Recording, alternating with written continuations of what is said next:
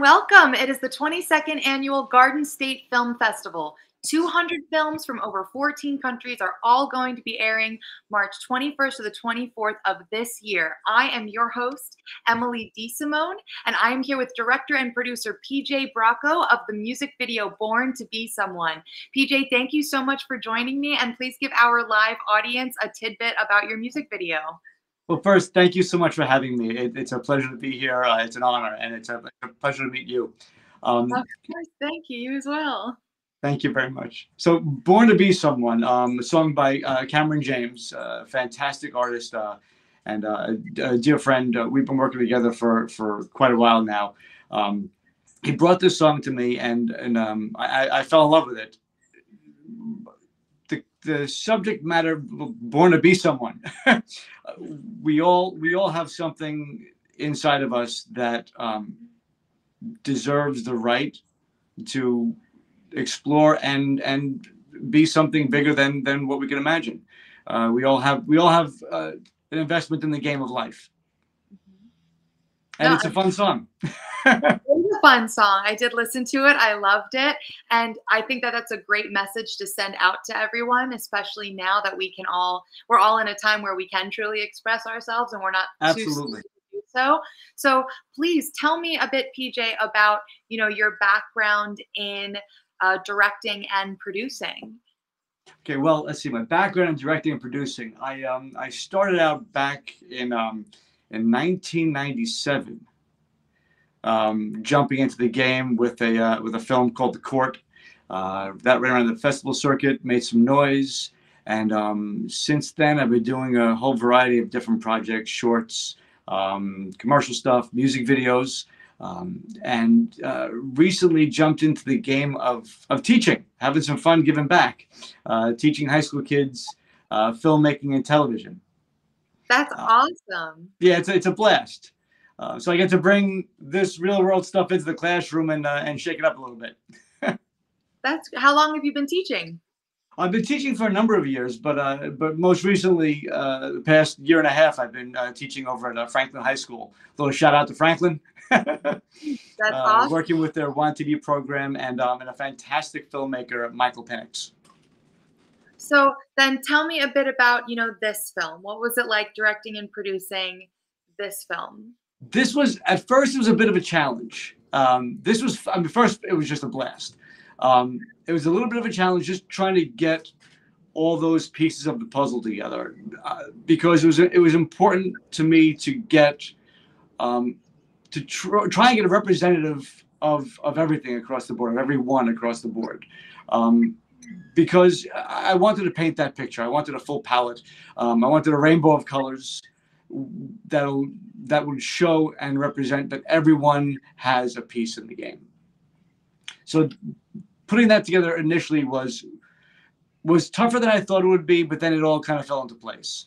And the process of putting it together was neat because basically I interviewed each person, and I filmed that interview, and I used moments of those interviews and incorporated that into the music video. Also, I spent a lot of time traveling around New Jersey and some areas of the country, and just kind of grabbed some of that B-roll of my travels to incorporate that into the different areas of life, top to bottom. That's awesome. That's awesome. It was a lot of fun. I mean, it was a lot of fun taking those travels and exploring and seeing and being able to put that together to paint that picture of equality and substance. So you were saying a little bit about how, you faced some challenges with this project, and also that this project was a total blast. Can you maybe talk about, because it seems like you've been doing this now for quite some time, saying that you started yeah. 7. Can you maybe talk about something that you went through as a director-producer that was a big challenge for you that perhaps you were able to incorporate in this specific music video film? One thing was I like to play with colors a lot. Mm-hmm. Right, colors are important, symbolically, metaphorically, and trying to put that into this to represent different layers and different levels of each person and each of their backgrounds. And so I get caught up with things sometimes. I overthink it and try and get somewhere, and rather than just kind of sitting back and letting it happen. And then one day I realized, well, wait a second, take the color out and then bring it in slowly to paint that picture. And then when I found that, I broke those frames up into black and white and color, and had that build throughout the music video. That's awesome. I did notice like a lot of the different transformation. Yeah, absolutely. You're coming upon that realization that yes, I can be something. Mm-hmm. It's going from black and white to the palette of colors. So you were saying that you interviewed.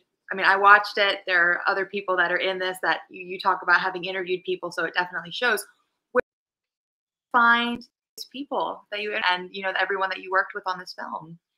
All these people, some of them are in New Jersey, some of them are in different states. I've got everyone from, in terms of careers, everything from a fry chef to someone that works with the UN. Wow. Yeah. How did you find these people? Well, I did a casting call. Nice. And then met some people through Cameron. Mm-hmm. He knew some people. We brought those people on, and it was just kind of pulling from, hey, you want to be involved? Mm-hmm. This is what it's about. So it was piecing people together as we went on our travels. That's awesome. So, with that said, congratulations on being accepted into the Garden State Film Festival. How did you find us? And is this your first time submitting to the festival? Oh, please tell us more. It is not my first, which is very exciting to be back. I love the Garden State Film Festival. It's a fantastic forum. It's a fantastic place to meet people, to show films, to see films. It's a great group of people. It's a good family. I came to the film festival originally back in, I think it was 2012. Mm-hmm. With a short film that I made called The Goner. I produced that and acted in that. And then I had a couple of other music videos back then, and I've just been, whether I have a film in the festival or not, I like to go to the festival and watch all the indie films. So, okay, director, producer, actor. It sounds like you're a man of many hats. Can you talk about which one is your favorite? Well, the one hat I hate to love the most is being a producer. Tell me why. It's just a lot. Mm-hmm. It's a lot, making all that happen, all that. It's a huge responsibility of carrying everything forward and making sure that it gets done, it gets completed the right way with all those pieces in place. I love it because when you're done, you get to look back and say, wow, I made that. And it's, for better or for worse, when you get through to the other side, it's a major accomplishment, whether you're doing a micro short or a feature film, it's a major accomplishment. So the stress of that journey there it is, the stress of the journey. But I enjoy being an actor.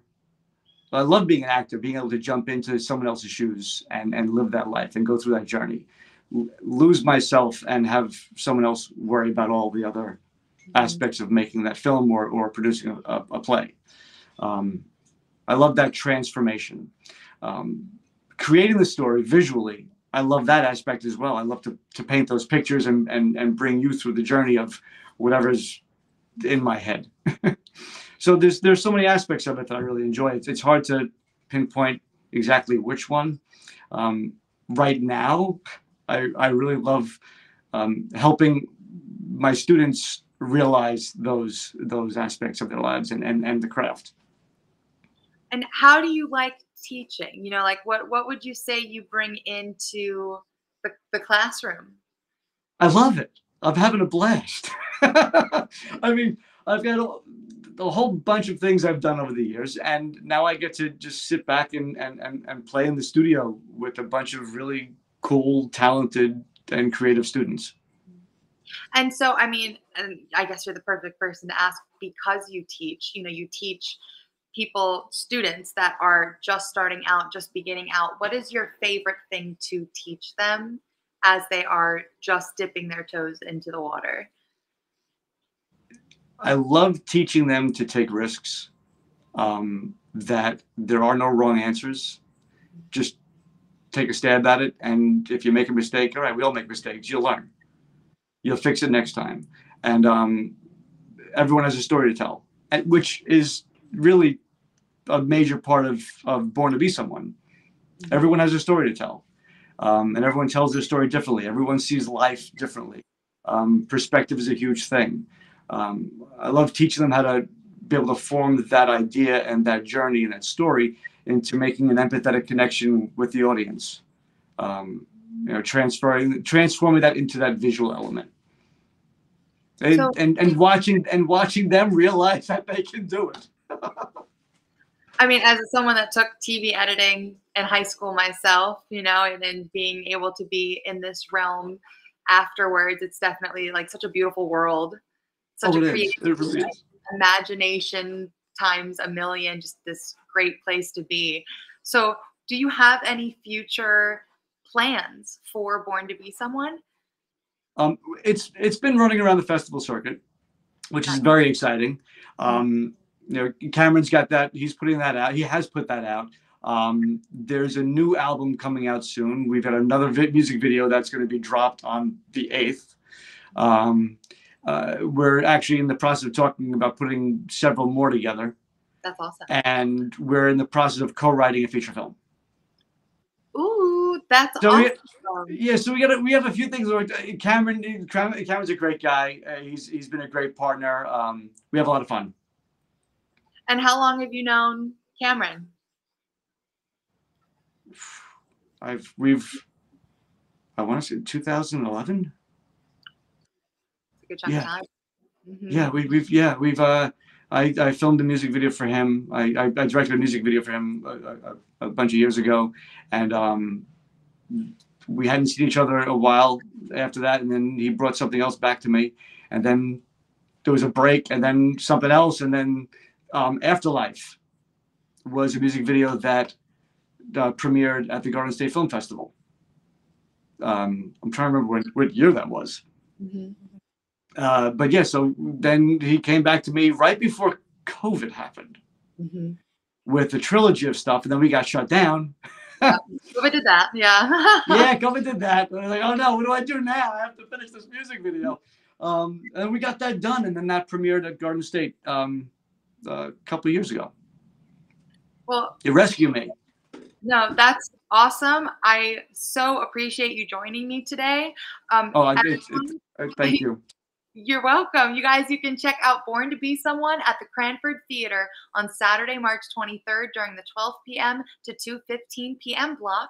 PJ, I hope to see you at the Garden State Film Festival this year, where there are 200 films screening across 8 venues, including hosting parties, panels, events, and more.